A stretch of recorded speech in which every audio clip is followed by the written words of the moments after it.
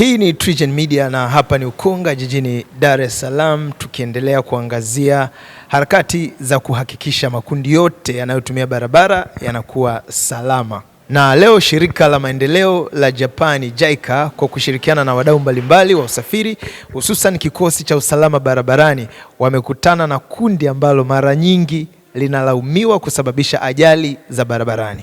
Nianze na huyu mwenye jezi ya hii ni Simba. Mambo vipi? Poa poa wale.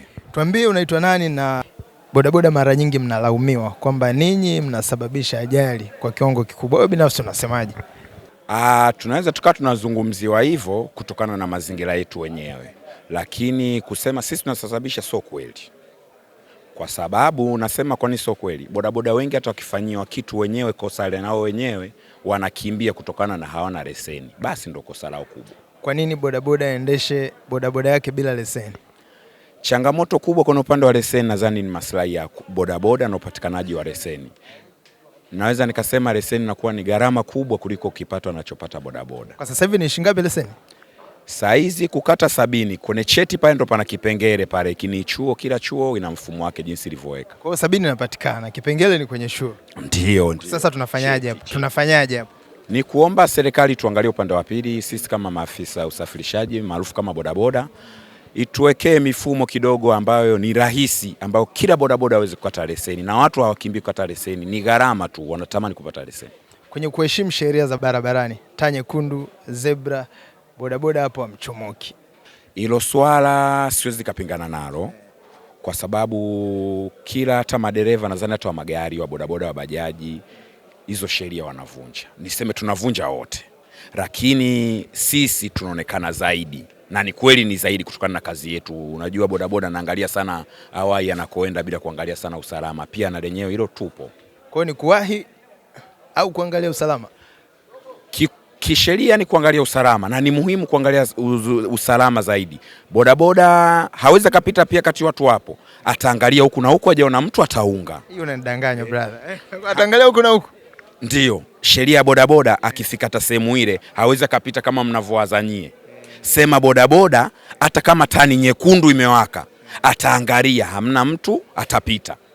Semina hii iliyoendeshwa na Jeshi la Polisi kushirikiana na shirika la maendeleo la Japan JICA, binafsi imekusaidiaje au itakusaidiaje kuhakikisha kwamba watu wote wanakuwa salama barabarani? Limetusaidia kwa mambo mengi, tumejifunza vitu vingi. Tunashukuru Jeshi la Polisi kwa kuja, kuna muda kujisahau kidogo. Kwa hiyo tunalishukuru kwa kuja kutukumbusha, nadhani mambo yatakuwa sawa. Wewe uko wapi bodaboda wa sehemu gani? Napatikana Gongo la Mboto Lerini. Sawa, kuna afisa usafirishaji bodaboda. Wewe tunachagua lipi hapa tunaondoka nalo? Sisi ni maafisa usafirishaji.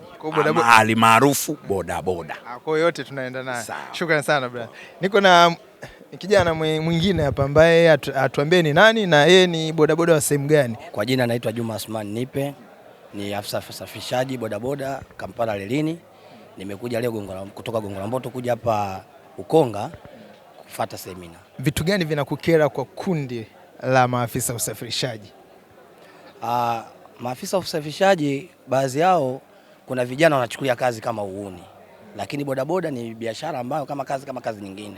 Kwa mfano kama mimi hapa najiendeshea maisha yangu kwa ajili ya bodaboda, ila kuna baadhi ya watoto wanachukulia bodaboda kama maslahi ya furaha. Unajua kuna mwingine anaendesha bodaboda ili mradi aonekanike tu kama anaendesha bodaboda, lakini kuna mwingine kama sisi wengine tunajitambua, bodaboda ni ajira, bodaboda ni maisha, ambapo kama leo kauli mbiu hapo ulivyokuwa nazungumza, bodaboda jali familia yako inakuhitaji. Kwa hiyo sasa sisi bodaboda vile vile familia inatuhitaji zaidi. Sasa kwenye hayo makosa ambayo wenzetu ama wenzenu maafisa usafirishaji wanafanya, ninyi mna nafasi gani kuhakikisha kwamba yanapungua au yanaisha kabisa ili watu wote wawe salama?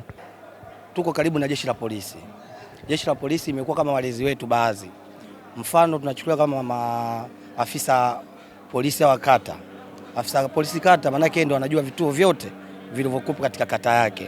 Na imani pindi semina tulipata hapa, akitoa semina nyingine ambayo kutoka kwenye kata yake na baina ya viongozi wa vijiwe, tuseme labda vijiwe vile vya bodaboda, itakuwa chachu kubwa kuelimisha hao waendesha bodaboda, aidha vijana au baadhi wengine, lengo na mazumuni iwe ajira kama ajira nyingine. Lakini natumaini kabisa askari kata awe ndio mstari wa mbele katika kata yake kusimamia hivi vijiwe, kwa sababu hivi vijiwe bila yeye kusimamia kweli uhuni utakuwepo. Kwenye semina nimesikia makofi, nimeona shangwe, nimeona mmejitokeza wengi. Binafsi wewe, kitu gani umeona kimewavuta zaidi katika mafunzo haya ambayo tunatamani kiendelee kutolewa nchi nzima?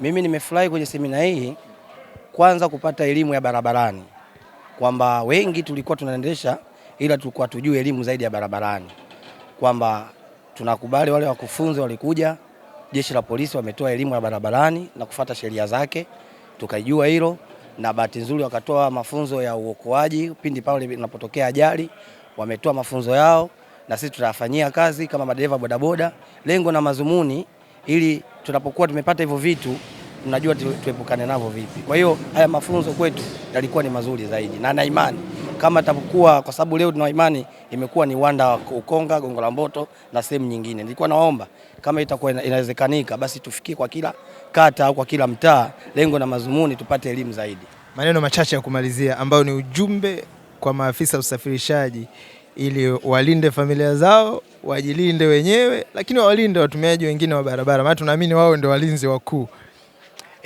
Kwa maafisa usafirishaji tunaomba kitu kimoja, bodaboda ni ajira. Na asilimia kubwa wa Tanzania wengi tulikuwa tunategemea kupata ajira, lakini ajira sasa imekuja kwenye bodaboda. Kwa hiyo bodaboda waendeshe kama ni bodaboda kama ni ajira, ni kama ni mtaji wa kuendesha maisha yao. Wasichukue bodaboda kama ni uuni. Bodaboda si uuni. Bodaboda ni ajira. Mfano najitolea mimi na mtoto anasoma form 4, sababu na watoto wawili wanasoma, moja darasa 6, moja darasa 5, naendesha maisha yangu kwa kutumia mtaji wa bodaboda. Kwa hiyo bodaboda ni ajira, bodaboda ni maisha. Ni mjadala kidogo na maafisa usafirishaji hapa Ukonga, tukiwa hapa kanisa Katoliki Ukonga, Dar es Salaam. Na sasa tumsikilize mrakibu msaidizi wa jeshi la polisi Eric Ndidi kutoka kikosi cha usalama barabarani makao makuu, na neno analotoa ni kwa niaba ya wale wote ambao walipata nafasi ya kuwasilisha mada mbalimbali kwa vijana wa bodaboda. Ujumbe ambao tunawapa madereva wa bodaboda kote nchini. Semina hizi zinaandaliwa na wenzetu wa JICA maeneo mbalimbali ya mji.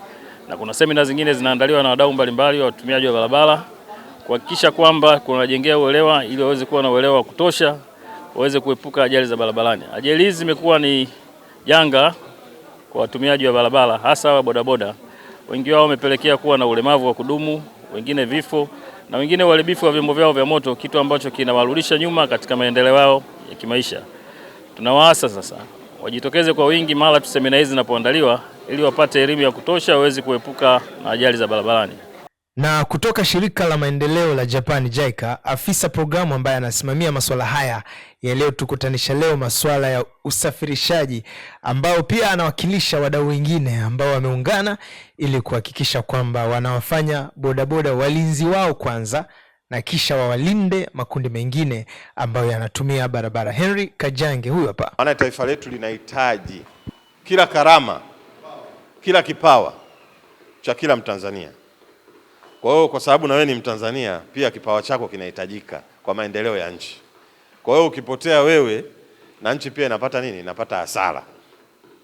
Kwa hiyo ni muhimu sana tukazingatia hivyo vyote. Tunajitegemea sisi wenyewe, kuna watu nyuma yetu wanatutegemea na taifa linatutegemea kwa ujumla. Endesha salama, familia yako inakusubiri. Kutoka Ukonga, Dar es Salaam, hii ni TriGen Media na mimi ni Dennis Mwasalanga.